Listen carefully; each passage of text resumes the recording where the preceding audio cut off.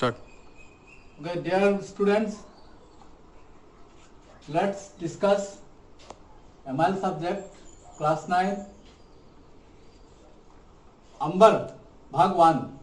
वे भूले नहीं जा सकते। हम लोग इससे पहले जो डिस्कशन किया था, आपको लेसन तो ऑलरेडी पता है, ये नया लेसन है, वे भूले नहीं जा सकते। प्रस्तुत कहानी, यहाँ पे कुछ महापुरुषों का नाम यहाँ पे ब्लैक बोर्ड में देखिए आपको लिखा हुआ है।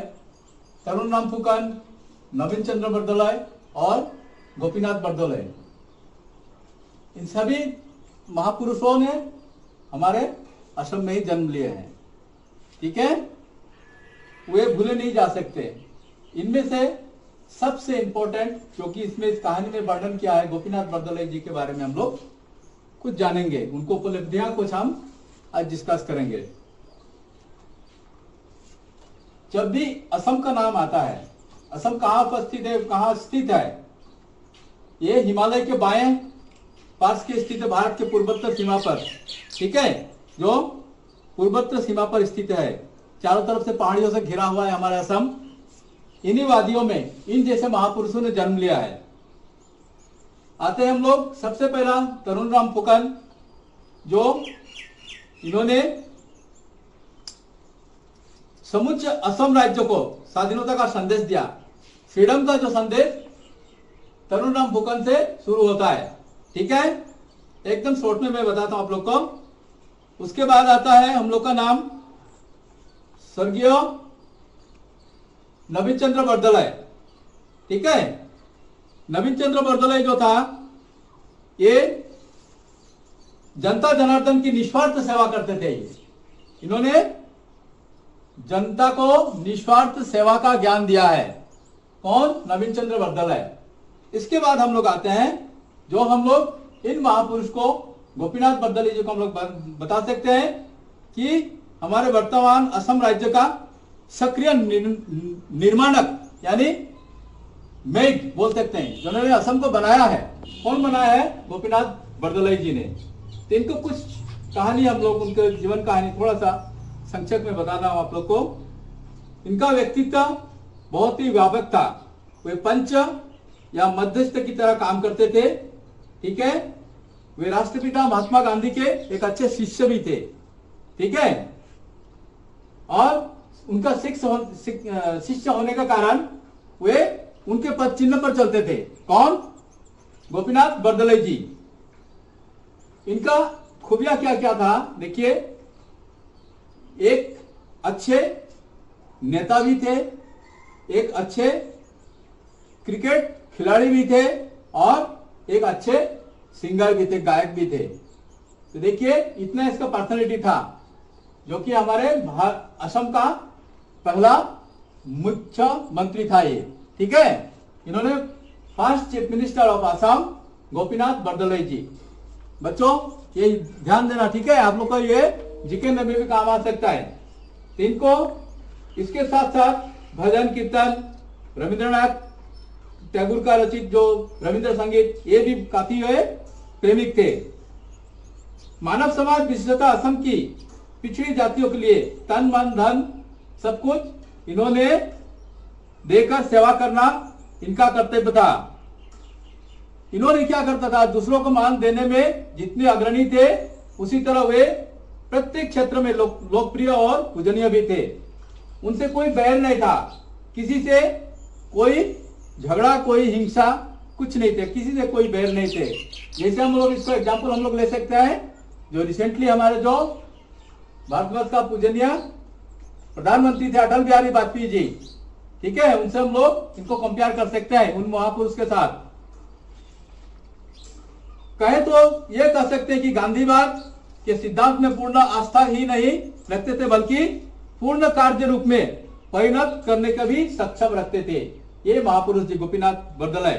ठीक है, इनकी दृष्टि में सभी जाति, धर्म और वर्ग के लोग पहले भारतीय और बाद में दूसरे कुछ का मतलब पहले भारतीय, फिर वो कौन सा कास्ट का है, कौन सा समाज से वो संपर्क रखते हैं, वो बाद में। फर्स्ट क्या है उनका नेशन, पहले वो भारतीय है।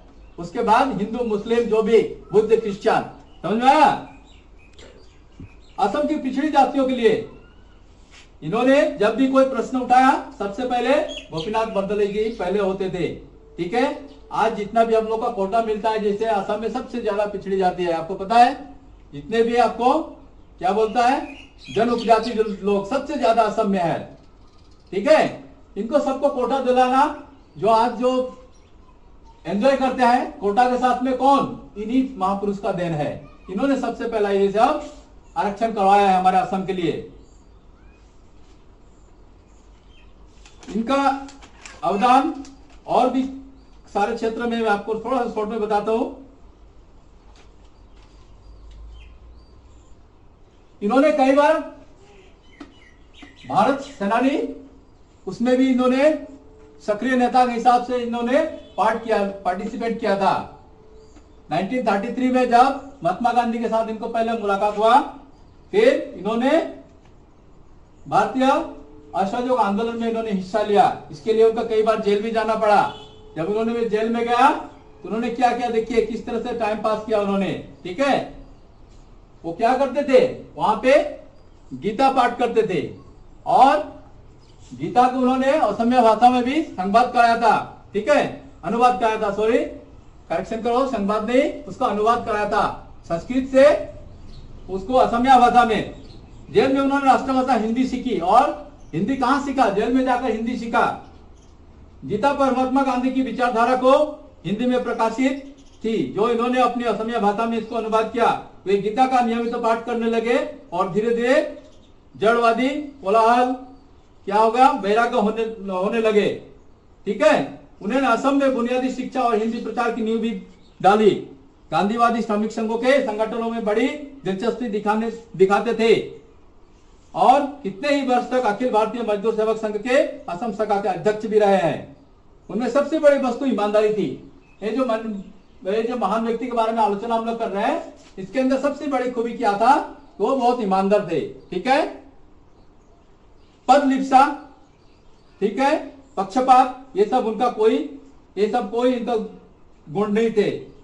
फलत उन्होंने सपनों में भी राजनीतिक सत्ता अपने मुट्ठी में बंद करके कभी नहीं रखा उन्होंने, ठीक है।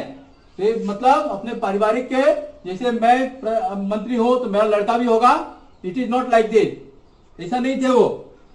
इनकी इसकी आवश्यकता भी कभी नहीं पड़ी थी इस तरह से सोचने का उनको। इससे स्पष्ट है कि उसकी आंतरिक आत्मशक्ति से पूर्णतया अवगत थे। उन्होंने अपनी असफलता के कारण कितनी बार उन्होंने चाहा कि इस्तीफा दे दूं इस पद से, ठीक है, जब चीफ मिनिस्टर थे, लेकिन हमारे असम देश के जनता ने कभी नहीं स्वीकारा उनको, ठीक है। उनको इतना मतलब प्यारा नेता थे हम लोग का, कभी इनको नहीं माना कि आप पद छोड़ दे। बीमार होने के बावजूद भी उन्होंने काम किया है, इस पद में उन्होंने काम किया है। अंत में हम ये कह सकते हैं कि महात्मा एक जैसे मकड़ी के जाल जैसा होता है, ठीक है। यद्यपि जाल के बारीक थोड़े थोड़े दाने होते हैं, अब तो जाल तो देखा होगा, ठीक है, फिर भी दृढ़, सुंदर और शांति विधायक हैं। नश्वर होते हुए हमेशा स्मरणीय रहेंगे इस तरह से नेता, ठीक है। मैं चाहूंगा आप लोग साथ इसका क्वेश्चन आंसर मैं आप लोग को बता दूंगा नेक्स्ट क्लास में कौन कौन सा करना है। Thank you.